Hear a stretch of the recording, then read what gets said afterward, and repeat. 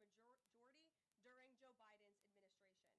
So the American people woke up this morning and asked the obvious question: why is the government shut down right now? The answer is pure partisan politics being played by the Democrat Party. The Democrats shut down the government because President Trump and the Republicans will not force American taxpayers to pay for free health care for illegal aliens. America is $37 trillion in debt. We cannot afford to provide taxpayer-funded free health care to illegals who broke the law to enter our country. To put this all into perspective, the Democrats refuse to keep the government open over health care to illegal aliens and now have jeopardized critical health care programs for American citizens instead. The Women, Infants, and Children program, community health center funding, Medicare treatment options, and other health programs are now all at risk because of the Democrats rejecting the clean CR. The most vulnerable in our country are being punished because the Democrats want to prioritize illegals over American citizens. And if Democrats actually cared about health care, they would applaud the actions taken by President Trump just yesterday in the Oval Office. He took a bold and massively popular action to improve our healthcare system. He announced the first agreement with a major pharmaceutical company, Pfizer, to lower drug costs for Americans. This is a historical achievement long sought by past Democrat presidents that only President Trump was able to get done. Also yesterday, while the Democrats were whining about health care for illegal aliens, President Trump signed a powerful executive order to supercharge American AI innovation and unlock cures for pediatric cancer patients in the United States. While President Trump took action to lower drug prices and improve the lives and the care of American children with cancer, again, Democrats are fighting to give health care benefits to illegal aliens. The Trump administration is fully committed to lowering healthcare costs and advancing policies that will save American lives. But right now, we need to keep the government open and funded. And individuals and organizations across the political spectrum, across the country, agree with the Trump administration and Republicans. The labor union leader, the Teamsters, Sean O'Brien, sent a very blunt message to Democrats over their destructive antics. He said American workers are not bargaining chips. Senators need to stop screwing around and pass the House-passed clean short-term funding bill. The U.S. Chamber of Commerce, the world's largest business organization, called to immediately pass the Republican Clean CR, saying, quote, shutdowns are harmful to the economy, the American people, and our national security. And even Democrat Senators Cortez Masto and Fetterman acknowledged that their party is betraying the American people with this costly and chaotic Democrat shutdown. Enough is enough. Democrats need to stop sabotaging our country and holding the American people hostage in the country. Democrats need to do their jobs. The American people want the government reopened, and this is proven in a New York Times poll showing that 2 in 3 Americans say the government should not be shut down by the Democrats, even if their absurd demands are not met.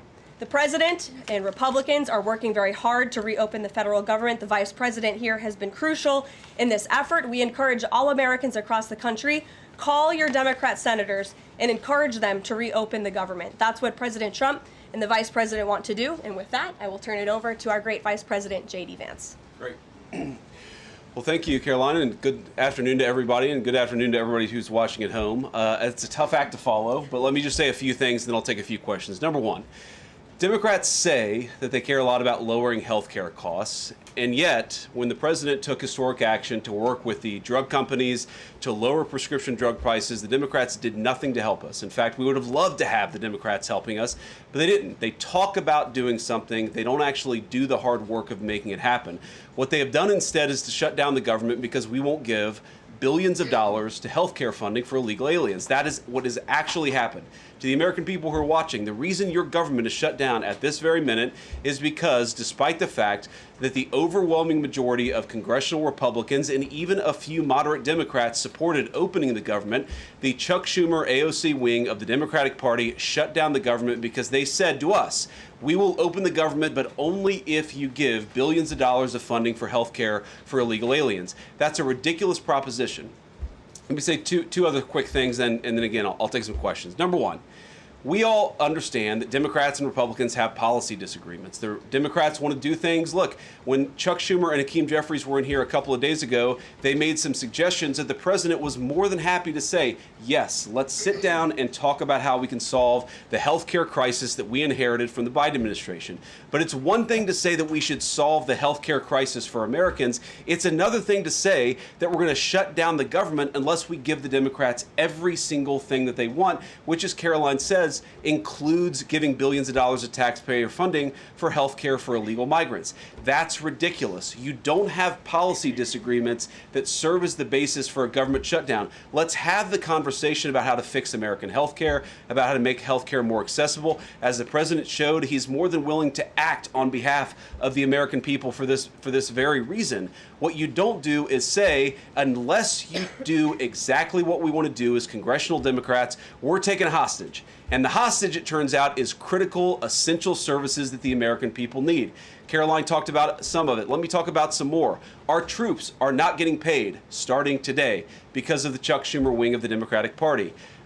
We have people who require food assistance, low-income Americans who require food assistance, who will not get it unless we reopen the government, thanks to Chuck Schumer and his wing of the Democratic Party. We have flood insurance as we start hurricane season in the southeastern part of our country. That flood insurance is going to disappear because of Chuck Schumer and the far left of the Democratic Party. We need to reopen the government. Let's fix America's problems. Let's work together to solve them. But let's reopen the government before we have our negotiation about health care policy. That's what the American people demand, and that's certainly what the President of the United States wants. Let me make one final point. I think a lot of Americans are asking themselves, why did this happen? Why did the Democrats shut down the government despite, as Karoline said, voting on the exact same piece of legislation 6 months ago? And there are a lot of different spins that we can put on it, a lot of different answers that we could give, all of them true. One answer I already gave is that they want to give health care benefits to illegal aliens. That is true.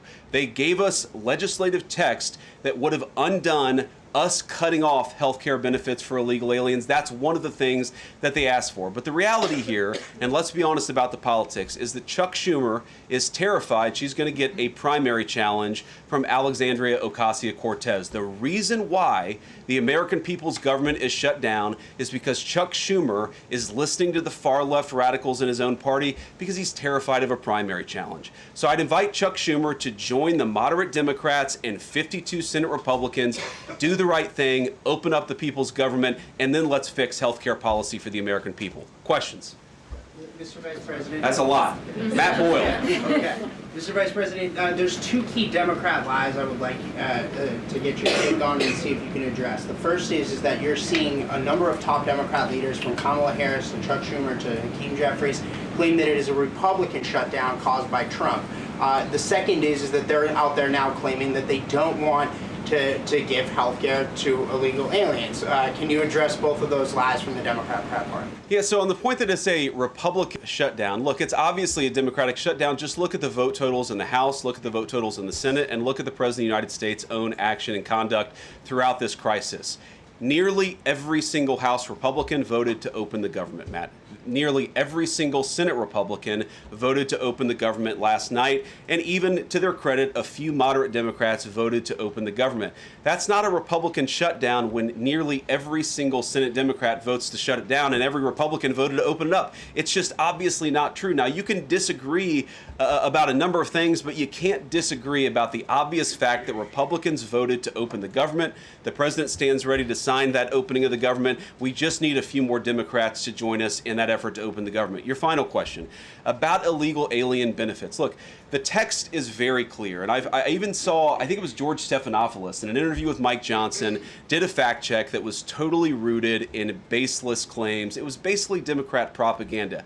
If you look at the legislative text that they gave us, they tried to turn on two separate provisions that would give health care benefits to illegal aliens. Number one, if you're an American citizen, you've been to a hospital in the last few years, you probably noticed that wait times are especially large, and very often somebody who's there in the emergency room waiting is an illegal alien, very often a person who can't even speak English. Why do those people get healthcare benefits at hospitals paid for by American citizens? The answer is a decision made by the Biden administration that the Trump administration, working with congressional Republicans, undid. We turned off that money spigot to healthcare funding for illegal aliens. The Democrats, in their legislative text, want to turn it back on. That's one thing. The second thing, Matt, is we all know that there are various ways in which the Biden administration waved away illegal immigration status. They gave parolees, they gave asylum claims to people who weren't really claiming asylum. And when they waved the magic wand of amnesty, giving millions of people legal status, even though they were in the country illegally, they also gave those people access to health care benefits. So what the Democrats are engaging in is a sleight of hand. They're saying, no, no, no. Those weren't illegal aliens who were getting health care benefits, even though everybody, knows they were in the country illegally. It's a lie told by the Democrats that they're not trying to give health care benefits to illegal aliens. It's a lie that is obviously untrue if you just look at the text that they gave us. And all you have to do is understand that this is about who benefits. We think the American people's government ought to benefit American citizens. The Democrats are willing to shut it down to benefit illegal aliens. The contrast couldn't be more clear. Peter. Thank you, Vice President Vance. The big holdup is, of course, that you guys say illegal immigrants are getting taxpayer-funded health care. Democrats say you're lying. That makes it feel like it could be a really long shutdown. Is this going to be a long shutdown? I don't know. I can't predict what congressional Democrats are going to do, Peter, but I actually don't think it's going to be that long of a shutdown. This is a pure guess from the Vice President of the United States because I think you already saw some evidence that moderate Democrats are cracking a little bit. They understand the fundamental illogic of this. Look, for years, every single one of us, we can remember Barack Obama on the White House lawn. We can remember Chuck Schumer. We can remember, Nancy Pelosi. For years, in Chuck Schumer's case, for literally decades, we've heard them say, you don't shut the government down over a policy disagreement. Okay, Republicans think this thing about healthcare, that thing about healthcare. Democrats think this thing about immigration. Republicans disagree. Whatever those disagreements are, you don't shut down the government over it. For the first time since the Democrats have been in politics, they're now saying that unless we get every policy item that we demand, we're going to shut down the people's government. They're trying to take a hostage, and we're not going to let them. And the administration announced today that $18 billion bound for New York transportation projects is going to be frozen so it can't go to DEI programs there. But the timing of this, does announcing that today mean that you guys are going to squeeze Chuck Schumer's home state until he blinks? Look, I haven't talked to Russ about this morning, but look, I'm sure that Russ is heartbroken about the fact that he's unable to give certain things to certain constituencies. We want to do everything that we can to help the American people, but when the Democrats shut down the government, we have to actually do a little triage to make sure the most critical and most essential services are provided. The government does a lot of things. Of course, Republicans think that the federal government probably does too much, but there are a lot of critical things the federal government does that absolutely all of us would agree need to do. Our troops need to get paid. Our air traffic controllers need to make sure that people are flying safely and on time.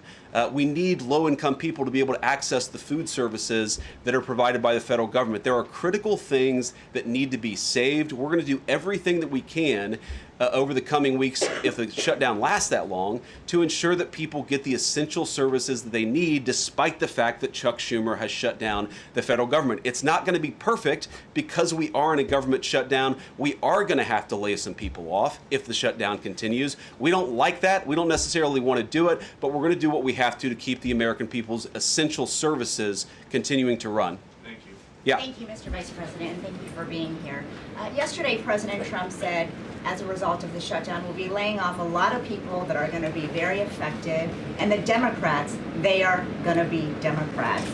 Has the administration asked agencies to target federal workers who they believe to be Democrats in these reductions of forces? We're not targeting federal agencies based on politics. We're targeting the people's government so that as much as possible of the essential services can continue to function. That is the question the president has asked the entire government, is fundamentally, okay, we're in a shutdown. That causes some problems. The troops aren't getting paid. There's nothing that we can do about that while the government is shut down. But there are essential services that we want to make sure as much as possible they still continue to function. That is the principle that's driving us forward during this shutdown. It's going to continue to be the principle that drives us forward. But let's be honest, if this thing drags on for another few days or God forbid another few weeks, we are going to have to lay people off. We're going to have to save money in some places so that essential services don't get turned off in other places. That is the reality of the government shutdown that Chuck Schumer and the Democrats have foisted upon the administration. So what did Phil. he mean by they're going to be Democrats? He said they're going to be Democrats. You've laid out a lot of the pain and problems that would come with a Democratic shutdown, and yet in the Oval Office yesterday, the president said that a lot of good could come from a shutdown. So square that circle. Which is it, a Democratic-caused crisis or a Republican opportunity for reform? Well, I think all the president is saying, Phil, is that he wants to make sure the American people's government functions as well as it can, despite the fact that we're in a shutdown. We're going to have to make things work. And that means that we're going to have to triage some certain things. That means certain people are going to have to get laid off. And we're going to try to make sure that the American people suffer as little as possible from this shutdown. That's what the president is saying, is that, yes, this is a bad thing. Obviously, the president is trying to reopen the government, but we're going to make things work as well as we possibly can, given the constraints that we have. And then on those policy differences for the discussion and the negotiations to come later, during the Biden administration, Democrats twice voted to expand these Affordable Care Act tax credits, but those were supposed to be temporary and they were slated to expire at the end of the year. As you sort of crack the door open to negotiation at a later date, would the party that ran on defunding Obamacare really negotiate about potentially expanding Obamacare? Well, Phil, what we've said to the Democrats is that we're willing to have a conversation about how to ensure that Americans continue to have access to health care, and frankly, they should have access to better health care at a lower cost. We inherited a mess of a health care system from the Biden administration. It's why the president has worked so hard on the most favored nation status for prescription drugs. It's why we care so much about lowering the cost of prescriptions and why we're doing everything else. We're willing to have that conversation, but I think it's important to bracket the health care policy conversation because it's separate from the government shutdown. We think that we can open the government and then have the conversation about what best healthcare policy to fit the needs of the American people. That's all we're trying to do. That's all we're trying to accomplish. We've got to reopen the government first. Now, Karoline, I don't know how you do this, how you actually choose people, because I don't know 90% of the names in here. Is it just who's the best dressed? Okay, I really like your shirt. Go ahead. Thank you, Mr. Vice President. You are president of the Senate. Can you talk about what you're doing, what the administration is doing to try to get other Senate Democrats to vote to open the government? Yeah, we're talking to a number of our colleagues, Democratic and Republican, in the Senate. I talked to a number of them last night. The president, of course, is talking to them as well. I think there really are two categories of demands that I've seen privately from congressional Democrats. I think on the one hand, those who are negotiating in good faith are saying, look, we just want to make sure that we're able to have a conversation with the administration about some of the critical needs that we see that need to get fixed over the next few months. We recognize it's kind of absurd, and a lot of them will admit in private that it's kind of absurd to shut down the people's government over these disagreements, but just agree to negotiate with us in good faith on these issues, and of course we're having that conversation with them. Then there's another category, people who say, give us everything we want or we're going to keep the government shut down. We just write those people off because they're not negotiating in good faith. And frankly, we don't need them. We've already got 3 more Democrats last night than I thought we would get. And I think it's because they recognize the illogic of the position of taking the entire American economy hostage because they don't get their policy priorities. So 3 moderate Democrats joined 52 Republicans last night. We need 5 more in order to reopen the government. And that's really where we're going to focus, is how to get those 5 additional Democrats. Thanks, Mr. Vice President. First 2 questions. Are there plans to meet Democratic leaders again in the coming days, or are you planning on plucking off senators one by one?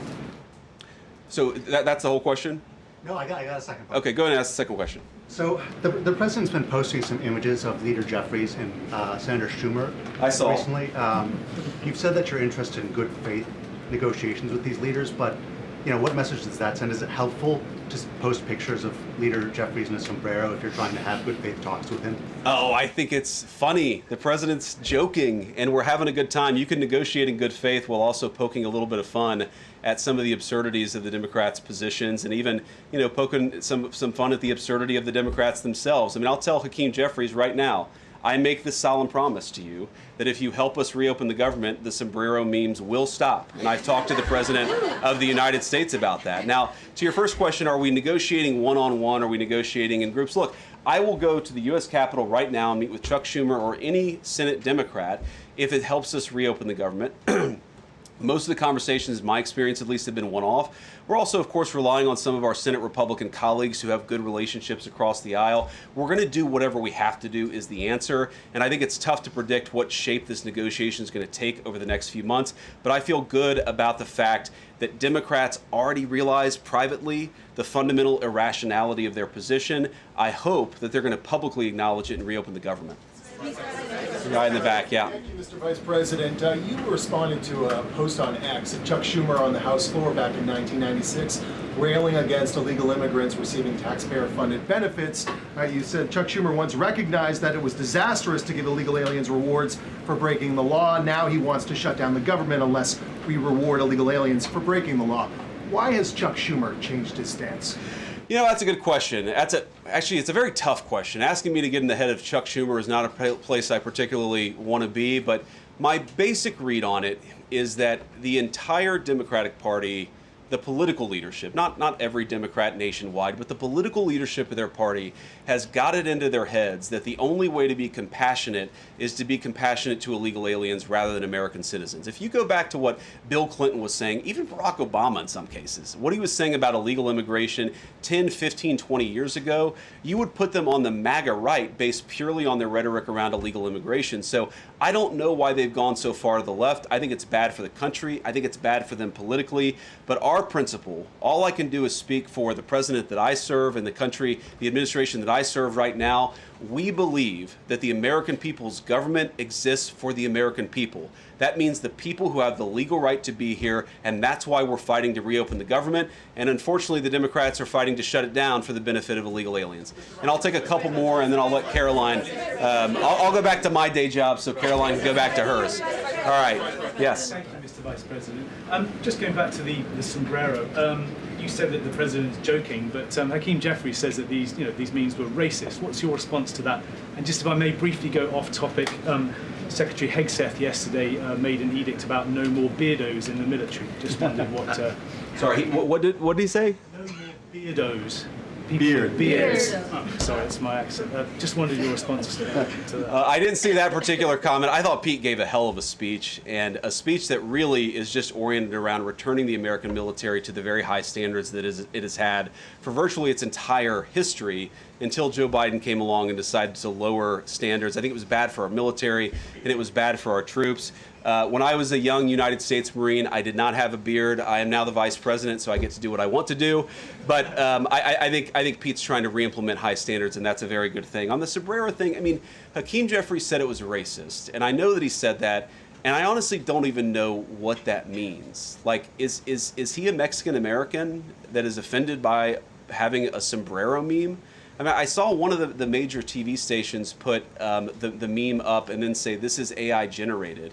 And he had like the curly animated mustache too. It's like, do you really not realize the American people recognize that he did not actually come to the White House wearing a sombrero and a black curly animation mustache? Like, give the country a little bit of credit. We're all trying to do a very important job for the American people. The President of the United States likes to have a little bit of fun when he's doing it, and I think that's okay. I'll take one more question. Mr. Vice President, in every previous shutdown, workers have been furloughed, not laid off. So why does the president want to fire some workers and not just furlough them? Why is this shutdown any different? Well, first of all, we haven't made any final decisions about what we're going to do with certain workers. What we're saying is that we might have to take extraordinary steps, especially the longer this goes on. We're going to have to take extraordinary measures to ensure the people's government operates, again, not perfectly, because it's not going to operate perfectly in the midst of a shutdown, but operate as well as it possibly can. And I think that the Democrats, if they're so worried about the effect this is having on the American people, and they should be, What they should do is reopen the government, not complain about how we respond to the fact that Chuck Schumer and the Democrats have shut down the government in the first place. And the president Thank you yesterday all. also said he's Caroline. going to target some benefits, Mr. Vice President. Thank you. Should See you Americans guys. be prepared for their benefits to be cut as well? All right, guys. Well, let's let the fun continue. Vice President's a very busy man, and I'm happy to take some more questions. I know there's more news today.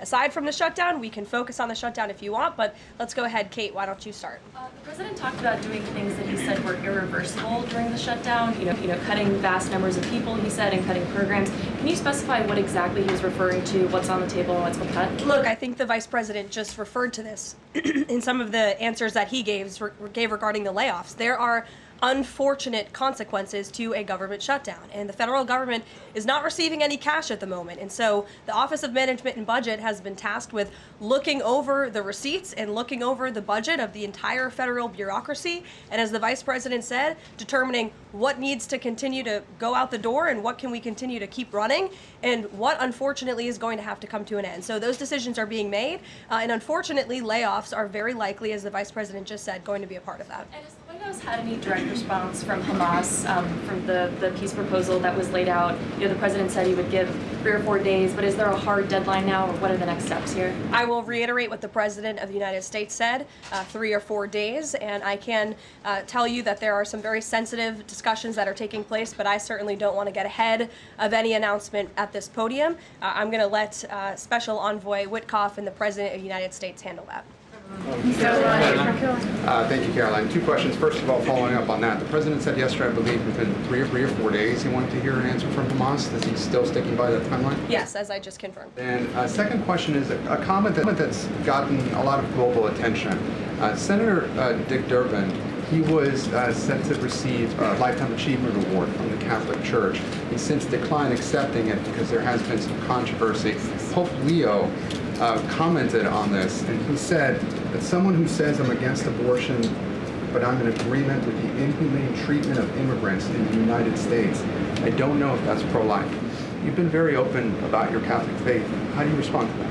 I would reject there is inhumane treatment of illegal immigrants in the United States under this administration. There was, however, significant inhumane treatment of illegal immigrants in the previous administration as they were being trafficked and raped and beaten, and in many cases killed, over our United States southern border. You also look at the inhumane treatment at the hands of some of these illegal immigrants that took place under the previous administration as well. Laken Riley comes to mind, a beautiful American citizen who was killed at the hands of an illegal immigrant. So this administration is trying to enforce our nation's laws in the most humane way possible, and we're upholding the law, and we're doing that on behalf of the people of our country who live here. Josh. Thanks a lot, Caroline. What is the level of concern that the administration has regarding a protracted government shutdown in terms of its impact on the U.S. economy and also its impact on small businesses as well? Well, look, this government shutdown is no doubt going to impact everyday Americans, and it is the fault of the Democrats that we are in this position. And I know I relayed some programs that will be impacted, the Vice President did as well, but I just want to make sure the American public understand what the Democrats have done to our government and our country. 1.3 million active duty troops will work now without pay. Critical food assistance for low-income women, infants, and children will now lapse. No new mothers or children are allowed to join this critical program because of the Democrats' decision to shut down the government. Telehealth services for seniors and in-home treatment options for Medicare patients will now come to an end. Nearly 50,000 members of the United States Coast Guard are going to have to work unpaid. Over 13,000 air traffic controllers will work without pay, as well as TSA agents, which will very likely create flight disruptions. And pay will now stop for over 150,000 federal law enforcement officers. These are not just numbers and statistics. These are real Americans who have families at home. And I saw some Democrat members today saying they're still going to accept their paychecks because they have 3 kids at home and they have mouths to feed. Well, so do these federal workers who those same Democrats just voted to shut down the government and turn off their pay. And we believe that's very unfair, and it's why the administration wants to see the government reopened. GDP growth fell by about 0.5 percentage point during the last government shutdown during the president's first term. Are you expecting a similar type of impact on GDP growth related to this potential protracted government shutdown? Well, look, I think it's dependent upon how long this shutdown continues. So it's dependent on how long it takes Democrats to muster up the coverage, 5 of them, to vote in the best interest of our country, our citizens, and our economy. Eamon. Thank you, Caroline. Yesterday, your administration took a 5% stake in Lithium Americas and a stake in the mine that they're working on, and you've taken stakes in other companies and revenue streams from other companies.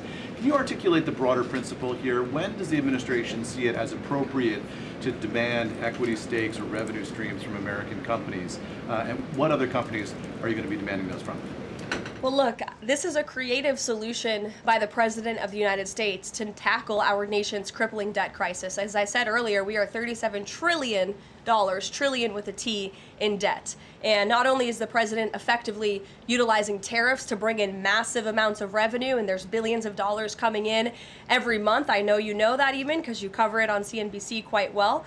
So the president is focused on how can the United States government make more money? How can we make our country wealthy and rich again? And cutting some of these unique creative deals with companies around the world and here at home is just one way the president is seeking to do that. And I know the Department of Energy just announced this new deal. It's another great deal for the American people and our government. And on Lisa Cook, Sure, go ahead. Lisa Cook, Yeah. the Supreme Court said today that she's going to be allowed to stay at the Federal Reserve Board until oral arguments in January.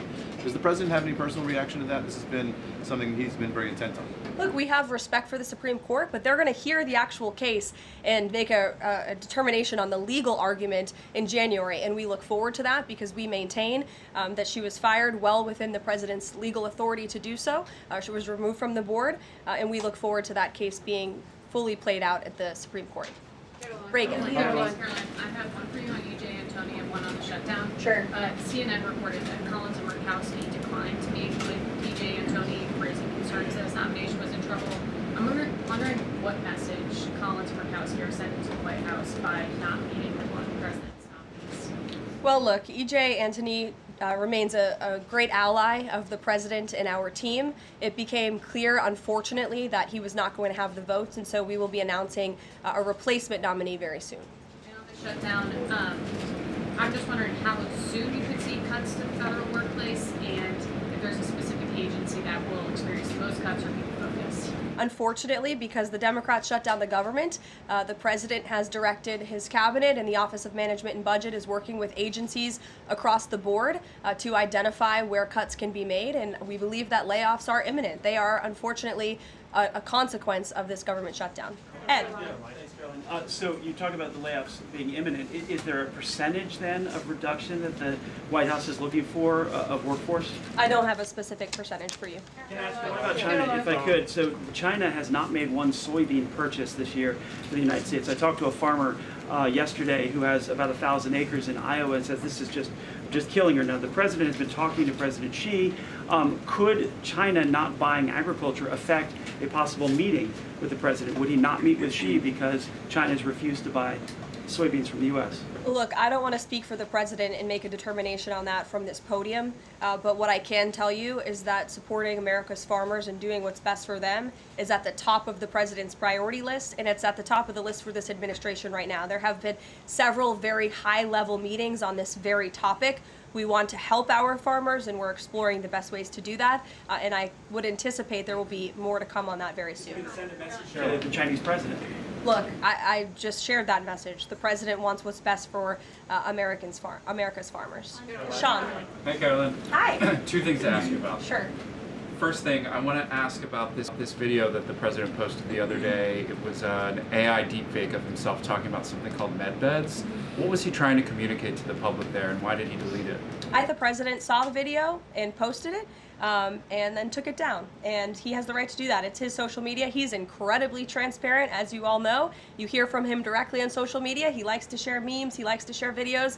He likes to repost things that he sees other people post on social media as well. And I think it's quite refreshing that we have a president who is so open and honest, directly himself, many a times on Truth. You are hearing directly from the President of the United States. And second thing, how did the White House decide that it is appropriate for Jared Kushner to be working on matters that involve Qatar, the UAE, Saudi Arabia, 3 countries that combined have given him more than $2.5 billion for his investment firm? I think it's, frankly, despicable that you're trying to suggest that it's inappropriate for Jared Kushner, who is widely respected around the world and has great trust and relationships with these critical partners in these countries, to strike a 20-point comprehensive detailed peace plan that no other administration would ever be able to achieve. And so Jared is donating his energy and his time to our government, to the President of the United States, to secure world peace. And that is a very noble thing. And this is a peace plan that has not just been accepted by Israel, but it has been applauded by Muslim and Arab countries around the world. It has been applauded by European leaders around the world. Virtually everyone in the world is supportive of this plan that Jared Kushner offered his time to help put together alongside our special envoy Witkoff, the Vice President, the President of the United States, Secretary Rubio, and the President's entire national security team. We are very proud of that plan, and we hope Hamas will accept it because it will lead to a more peaceful and prosperous Middle East. Two questions. One, we're talking a lot about these layoffs and hypotheticals, but Speaker Johnson earlier today said that there is a proposal from the White House that House Republicans are expected to hear this afternoon about these mass layoffs.